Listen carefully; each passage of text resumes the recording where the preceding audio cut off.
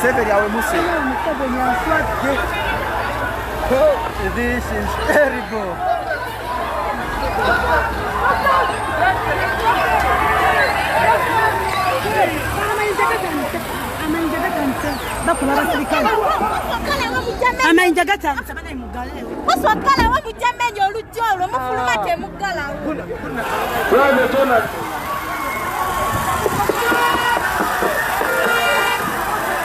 Yeah.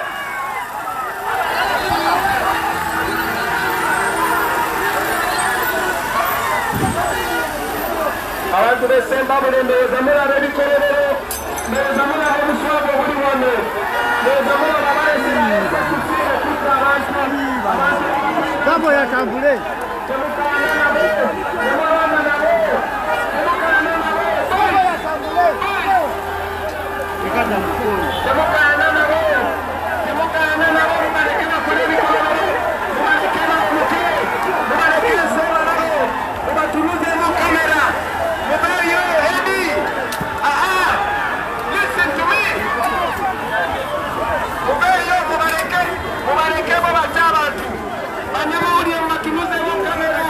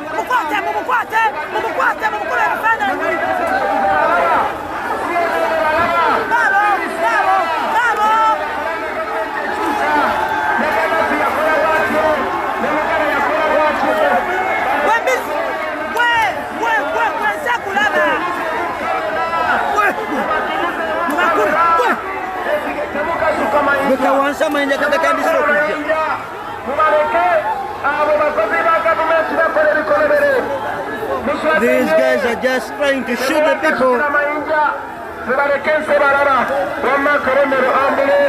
are putting their pieces and guns.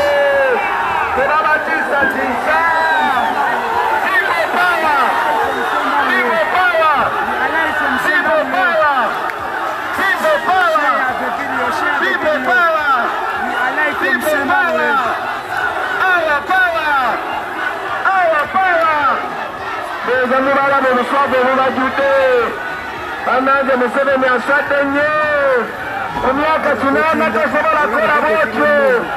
Abantu baba mubaleke abantu basalewo, abantu balekere eddembe lyabwe. Lwaki muswaza ente lya Uganda? Wamatimbe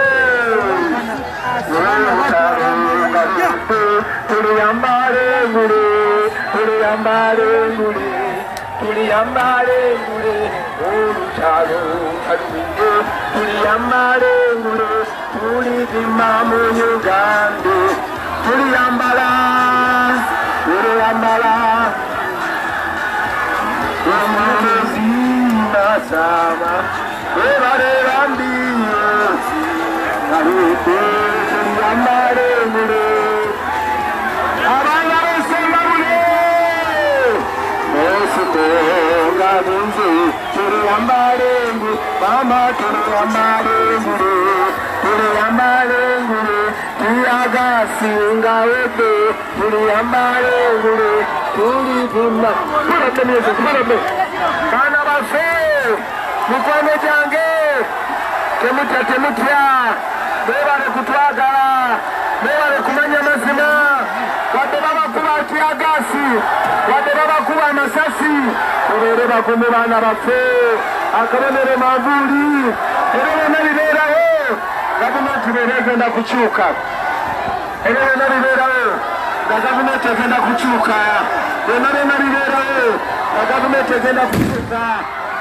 mugume baana baffe mugume naye gyemuli kasite obubaka mubufuna era byonna bibeerawo nga gavumenti egenda kukyuka gavumenti bweba egenda kukyuka era byonna byonna bibeerawo mugume baana baffe mugume era byonna ebikolobero babikola naye bajja genda balimba ebyo bikolobero bajja bikola byonna naye bajja genda kubanga katonda ali ku siidi yaffe mugume baana baffe mugume tebaba bakwagala lwaki okuba abantu era bakwagala lwaki otulugunya abantu baba olina obuwagizi lwaki okuba abantu Museveni owekise Museveni aswadde nnyo Museveni awemuse mutulabiranga ddala akabonero manvuuli n'enyazi mwerabirenga ddala mugume baana baffe bano batemu bano baziba misango bano bakozi ba bikolobero baagala kutta abantu naye baswavu mugume baana baffe mugume katonda ali naffe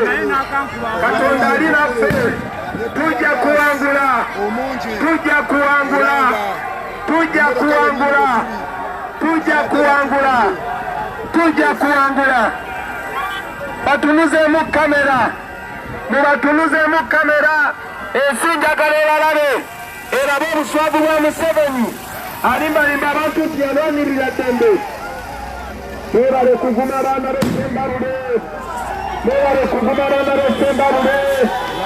akalulu kamme ke kawonya luno wonna akalulu kamme ke kasalawo akalulu kamme ke kamalawo bino akalulu kamme ke kamalawo tiyagas mugume baana baffe mugume olunaku lwa 14 mugume baana baffe mugume olunaku lwa 14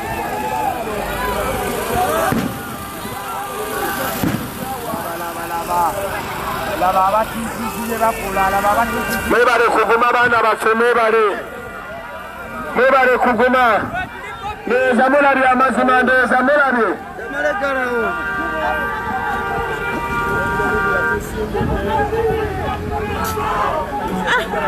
okubye emirundi ebiri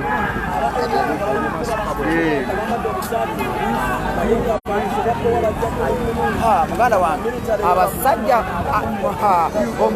bamwisimuza bano batidde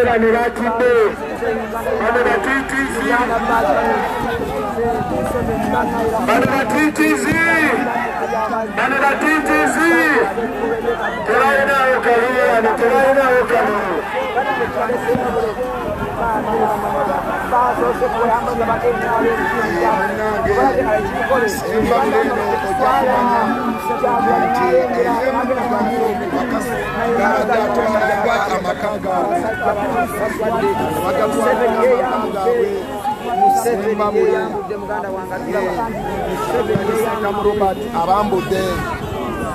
abambudde muganda wange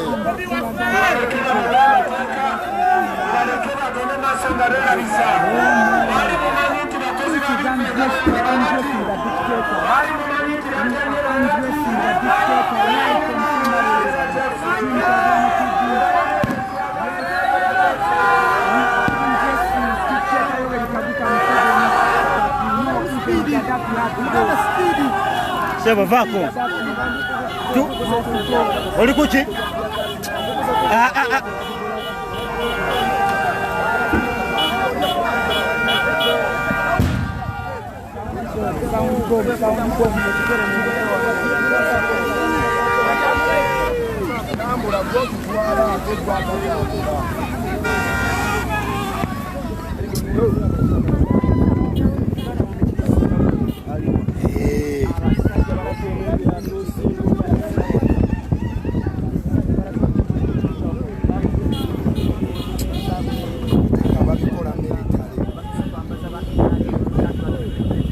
tugendemu speedi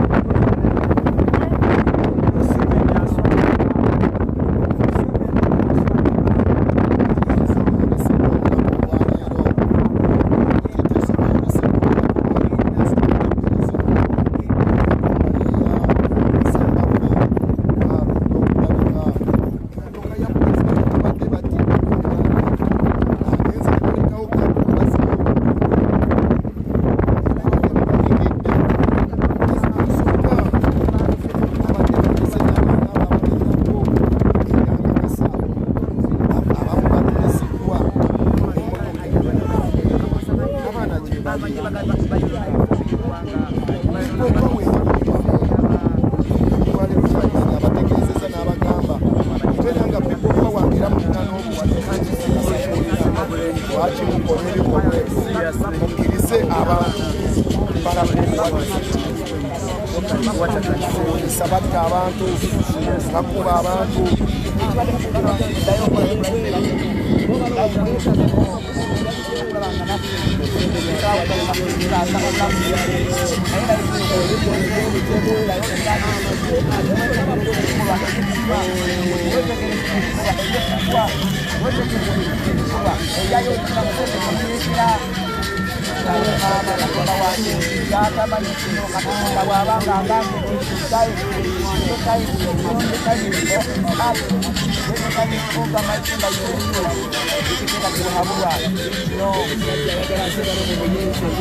amanya bwe yanyoma kyagulanyi bana kiraga kyagulanyi amanya alina mangi embeera gyaleese kisemba buli mu tawuni kitegeeza atize abantu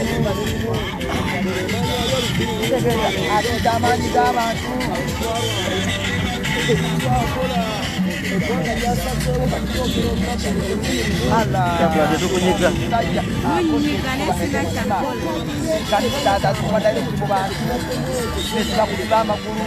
bamalira okutta bakozesa amagye bayonoona ekifaananyi ky'amagye enseera bebakozesa ekifaananyi ky'amagye ne bayokubaagi ya Uganda black yellow and red representing a full nation that was gifted by nature and they are misusing the Uganda flag. Enseera yetegereza ekigenda maaso naye okuwera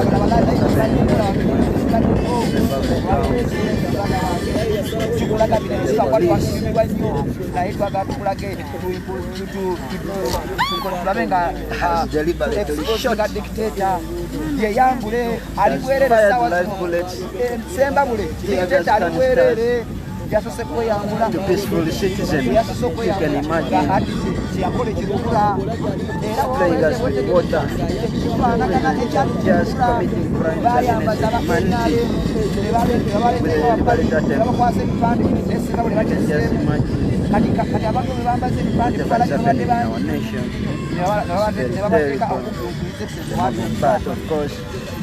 These are the main things, the atrocities that they commit to us. None of them is going to make us lose focus on the prize. We are stopping at nothing in this quest for freedom, for a free nation. Look at where we are sitting.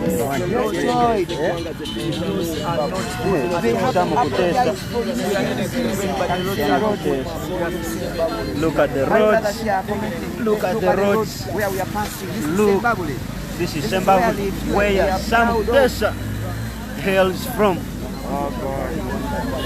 Sam Tesa, just look at the roads that lead to his place where he comes from. Just imagine how these guys have just misruled us. All the intentions that they had was just to loot all the country's resources. They were never patriotic at all as their nation. All they wanted was just looting resources for selfish personal gains. Imagine.